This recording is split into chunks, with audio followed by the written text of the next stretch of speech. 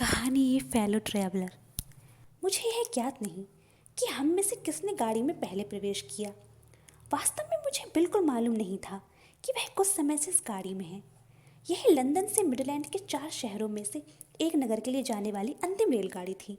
यह प्रत्येक स्टेशन पर रुकने वाली गाड़ी, अत्यंत धीमी चलने वाली गाड़ी और उन गाड़ियों में से एक है जो आपको नित्यता का बोध कराती है।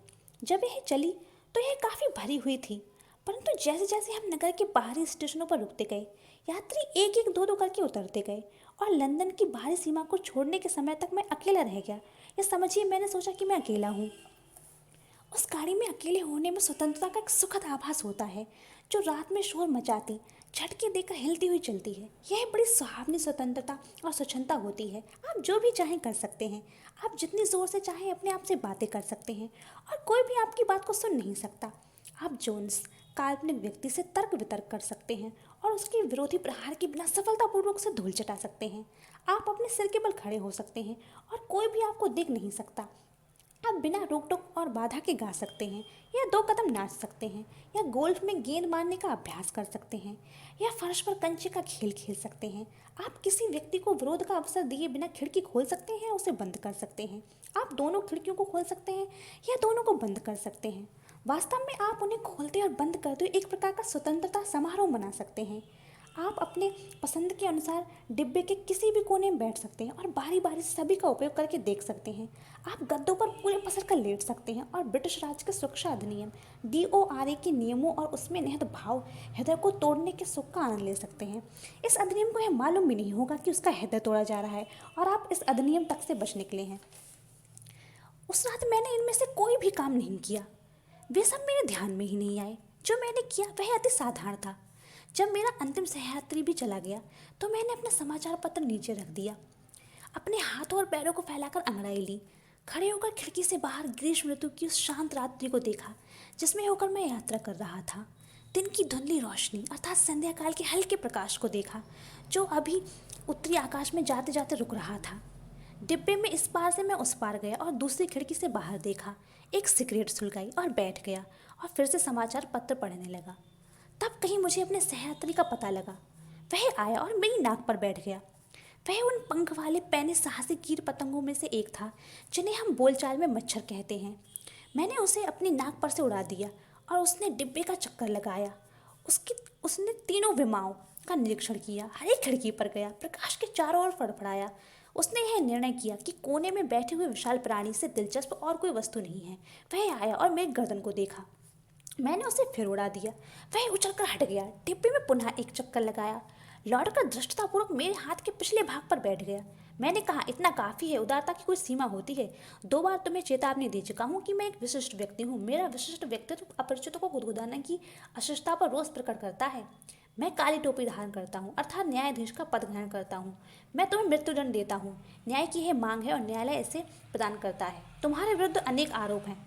तुम एक आवारा हो, तुम जनता को कष्ट देने वाले हो, तुम बिना टिकट की यात्रा कर रहे हो, तुम्हारे पास भोजन के लिए कूपन भी नहीं है। इस सब के साथ अन्य बहुत से गैर कानूनी कार्यों के लिए तुम अब मरने वाले हो। मैंने अपने सीधे हाथ से एक तेज और घातक प्रहार किया। वह धीरतापूर्वक आसानी से प्रहार से इस तरह बच गया कि मैंने अपने को अपमानित महसूस किया। मेरा अहंकार जाग गया। मैं अपने हाथ और समाचार पत्र से उस पर झपटा। मैं अपनी सीट पर उछलकर चढ़ गया और लैंप के चारों ओर उसका पीछा किया। मैंने बिल्ली जैसी चालाकी भरी चालें अपनाई। जब तक वह नीचे उतरे तब तक उसकी प्रतीक्षा की। भयानक रूप से धीरे धीरे उसके निकट गया और अचानक वह भयानक तेजी से उस पर प्रहार किया।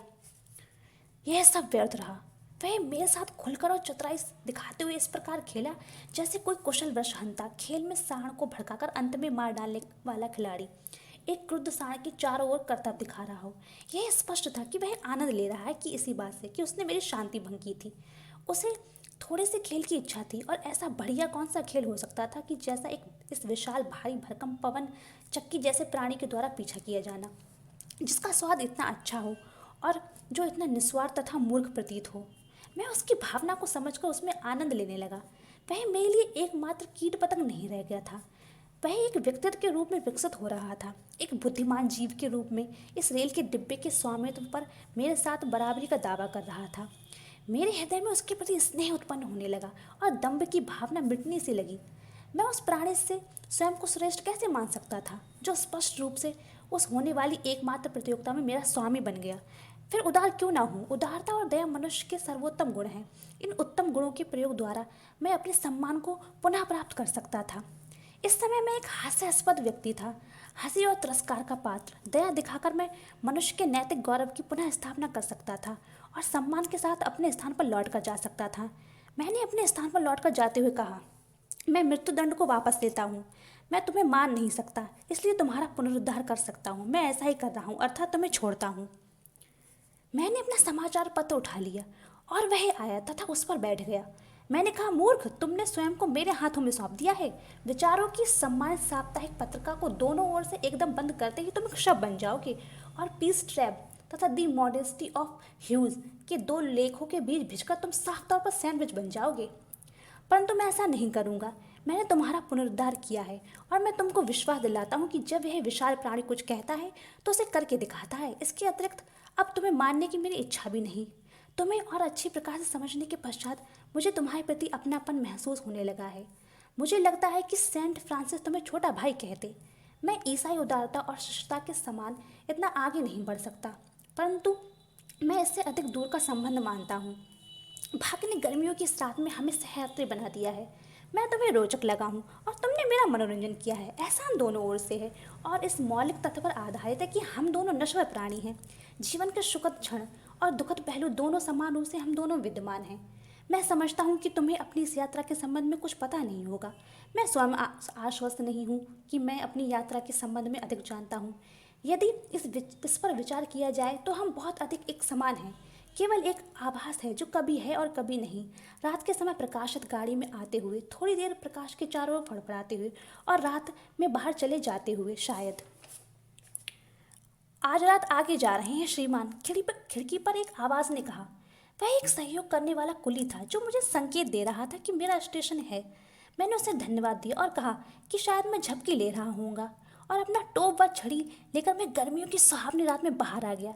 जैसे ही मैंने डिब्बे का दरवाज़ा बंद किया, मैंने अपने उस सहयात्री को लैंप के चारों ओर मंडराते हुए देखा।